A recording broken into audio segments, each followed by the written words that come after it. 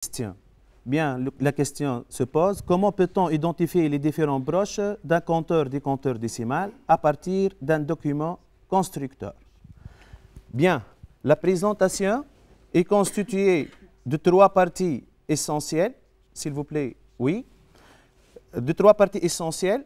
Le circuit intégré, premièrement. Deuxièmement, le document constructeur fourni par le constructeur représentant les chronogrammes du fonctionnement du circuit. Et un tableau désignant la broche, ensuite la désignation et le rôle de chaque broche. Commençons premièrement par l'entrée d'horloge.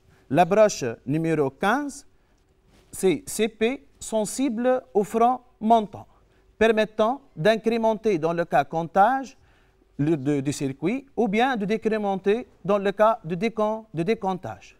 Aussi, il y en a les sorties du compteur situées sur les broches 2, 14, 11 et 6, représentant dans l'ordre le poids le plus faible Q0 de poids de puissance 0 et le poids le plus fort Q3 de poids de puissance 3.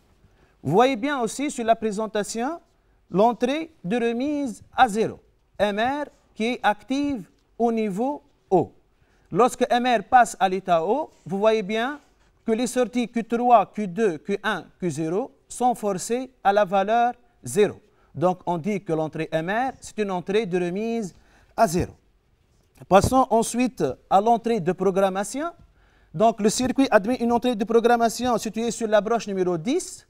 C'est l'entrée U sur D bar, permettant la programmation du circuit soit en mode comptage, soit en mode décomptage. Vous voyez bien sur le chronogramme que lorsque U sur D bar égale 1, le circuit fonctionne en mode comptage, et si U sur D bar égale 0, le circuit fonctionne en mode décomptage.